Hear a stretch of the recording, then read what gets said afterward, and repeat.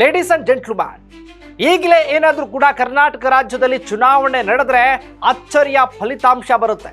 ಹಾಗಾದ್ರೆ ಆ ಸ್ಫೋಟಕ ಸರ್ವೆಯಲ್ಲಿರುವಂತ ಫಲಿತಾಂಶ ಏನು? ಆ ರಿಪೋರ್ಟ್ನಲ್ಲಿ ಇರುವಂತ ಅಸಲಿ ಸತ್ಯ ಆದ್ರೂ ಏನು? ಈ ಸಮೀಕ್ಷೆಯನ್ನ ಮಾಡಿಸಿದವರಾದ್ರೂ ಯಾರು? ಅಕಸ್ಮಾತ್ ಸಮೀಕ್ಷೆಯ ಪ್ರಕಾರದಲ್ಲಿ ಈಗ ರಾಜ್ಯದ ರಾಜಕಾರಣದ ಚಿತ್ತ ನೆಟ್ಟಿದೆ ಅಂತ ಅಂದ್ರೆ ಫಲಿತಾಂಶದಿಂದ ಏನೆಲ್ಲ ಬದಲಾವಣೆಗಳಾಗಬಹುದು. ಹಾಗಾದ್ರೆ ಏನ್ ಬಂತು ಫಲಿತಾಂಶ? ಯಾಕೆ ಸರ್ವೆ ಮಾಡಿಸಿದ್ದು? ಸರ್ವೆಯಲ್ಲಿ ಆ 78 ಶಾಸಕರು ಸೋಲನ್ನು ಅನುಭವಿಸ್ತಾರೆ ಅಂತ ಬಂದಿರೋದಾದ್ರೂ ಯಾವ ಪಕ್ಷಕ್ಕೆ ಅಂತೀರಾ?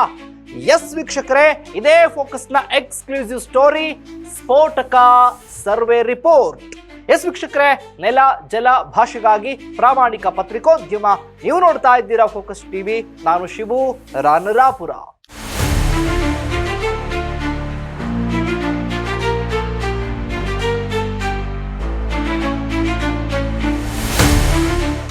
ವೀಕ್ಷಕರೇ, ರಾಜ್ಯ ರಾಜಕಾರಣದಲ್ಲಿ ಕಾಂಗ್ರೆಸ್ ಸರ್ಕಾರ ಅಧಿಕಾರಕ್ಕೆ ಬಂದ ನಂತರದಲ್ಲಿ 5 ಗ್ಯಾರಂಟಿನ ಕೊಟ್ಟು ಈಗ 5 ಗ್ಯಾರಂಟಿನ ನುಡಿದಂತೆ ನಡೆದಿದ್ದೀವಿ ಅಂತ ಬೊಬ್ಬೆ ಹೊಡಿತಾ ಇರುವಂತ ಸರ್ಕಾರ ಒಂದು ಕಡೆ, ಇದರ ಜೊತೆಗೆ ಗ್ಯಾರಂಟಿ ಜೊತೆಗೆ ಕುರ್ಚಿ ಕದನದ ಚರ್ಚೆ ಕೂಡ ಭಾರಿ ಸದ್ದು ಮಾಡ್ತಾ ಇದೆ.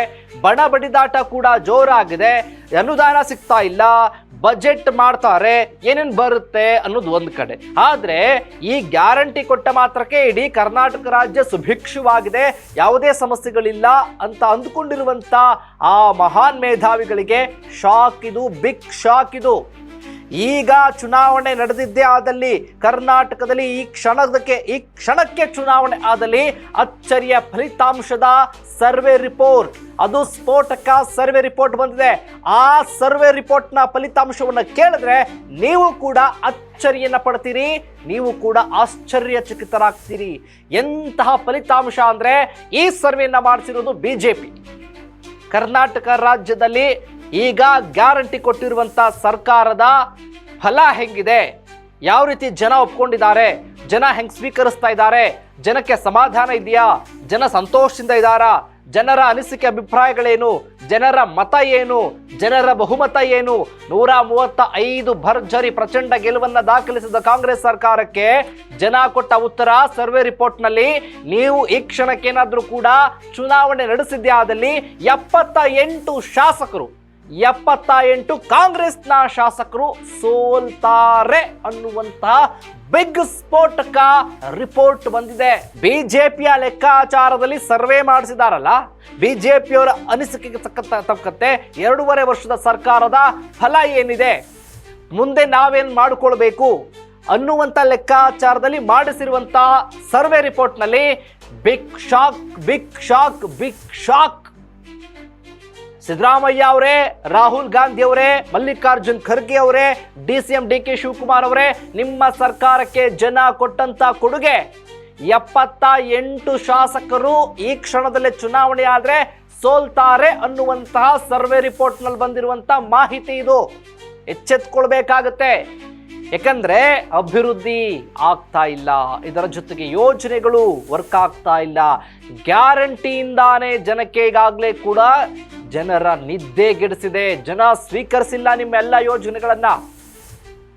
ಜನ ಒಪ್ಕೊಂಡಿದ್ದಾರೆ, ಜನರ ಪರವಾಗಿ ಸರ್ಕಾರ ಇದೆ, ಸರ್ಕಾರದ ಪರವಾಗಿ ಜನ ಇದ್ದಾರೆ ಅನ್ನುವಂಥ ಭ್ರಮೆಯಲ್ಲಿ ಏನಾದರೂ ಕೂಡ ನೀವಿದ್ರೆ ಅದನ್ನ ಇಲ್ಲಿಗೆ ಬಿಟ್ಬಿಡಿ. ಈ ಕ್ಷಣಕ್ಕೆ ಸಾರ್ವತ್ರಿಕ ಚುನಾವಣೆ ನಡೆದಿದ್ದೇ ಆದಲ್ಲಿ ಅಥವಾ ಚುನಾವಣೆ ಆಗಿದ್ದೇ ಆದಲ್ಲಿ 2028ರ ಚುನಾವಣೆ ಆಗುವ ನಿರೀಕ್ಷೆ, ಇನ್ನು ಚುನಾವಣೆ ಇದಿಲ್ಲ 2028ಕ್ಕೆ ಸಾರ್ವತ್ರಿಕ ವಿಧಾನಸಭಾ ಚುನಾವಣೆ, ಅಲ್ಲಿವರೆಗೂ ಇನ್ಯಾವ್ಯಾವ ಬದಲಾವಣೆ ಆಗುತ್ತೋ, ಈ ಅಂಶಗಳು ಎಷ್ಟರ ಮಟ್ಟಿಗೆ ಗಡಿದಾಟ ಹೋಗುತ್ತೋ ಗೊತ್ತಿಲ್ಲ. ಸದ್ಯಕ್ಕಂತೂ ಈಗ ಚುನಾವಣೆ ಆಗ್ಬಿಟ್ರೆ ಕಾಂಗ್ರೆಸ್ ಮುಳುಗೋದ್ರಲ್ಲಿ ಡೌಟೇ ಇಲ್ಲ ಅಂತ ಈ ರಿಪೋರ್ಟ್ ಲೆಕ್ಕಾಚಾರ ಹೇಳ್ತಾ ಇದೆ. ಹಾಗಾದ್ರೆ ಏನಾಗುತ್ತೆ? ಎಚ್ಚೆತ್ಕೊಳ್ತೀರಾ? ಸರ್ವೆ ರಿಪೋರ್ಟ್ ಆಧಾರದ ಮೇಲೆ ಬಿಜೆಪಿ ಪ್ಲಾನ್ ಮಾಡಿಕೊಂಡಿದ್ದಾರೆ. ಯಾವ ಕ್ಷೇತ್ರದಲ್ಲಿ ಸೋಲಾಗಬಹುದು, ಯಾವ ಶಾಸಕರು ಸೋಲಾಗ್ತಾರೆ, ಸೋಲನ್ನು ಅನುಭವಿಸ್ತಾರೆ. ಯಾವ ಭಾಗದಲ್ಲಿ ಕಾಂಗ್ರೆಸ್ಗೆ ಈ ಬಾರಿ ಸೋಲಾಗುತ್ತೆ ಅನ್ನೋ ಲೆಕ್ಕಾಚಾರ ಕ್ಷೇತ್ರವಾರು ವಿಧಾನಸಭಾವಾರು ರಿಪೋರ್ಟ್ ಬಂದಿರೋದ್ರಿಂದ ಬಿಜೆಪಿಗರಿಗೆ ಸರ್ವೆಯಲ್ಲಿ ಆ ಆಧಾರದ ಮೇಲೆ ಈಗ ಅವರು ತಮ್ಮ ರಾಜಕಾರಣವನ್ನ ಮತ್ತಷ್ಟು ಅಭಿವೃದ್ಧಿಪಡಿಸುವತ್ತ ಹೆಜ್ಜೆ ಹಾಕಿರೋದು. ಹಾಗಾಗಿ ಅವರ ಅನಿಸಿಕೆ ಅಭಿಪ್ರಾಯಗಳೇನು, ಯಾರ್ಯಾರು ಕಾಂಗ್ರೆಸ್ನಿಂದ ಬಿಜೆಪಿ ಬರ್ತಾರೆ, ಸೇರಿಸ್ಕೊಳ್ಳೋದೇ ಇಲ್ವೋ, ಅಥವಾ ಲೆಕ್ಕಾಚಾರ ಏನು, ಆ ಕ್ಷೇತ್ರಕ್ಕೆ ನಾವು ಏನ್ ಮಾಡಬೇಕು ಅನ್ನುವಂತ ಎಲ್ಲಾ ಕಂಪ್ಲೀಟ್ ಲೆಕ್ಕಾಚಾರವನ್ನು ಈಗಾಗಲೇ ಕೂಡ ಬಿಜೆಪಿಗರು ಹಾಕ್ತಾ ಇದ್ದಾರೆ. ಕಾಂಗ್ರೆಸ್ ಸರ್ಕಾರ ಎಚ್ಚೆತ್ಕೊಳ್ತಾರಾ?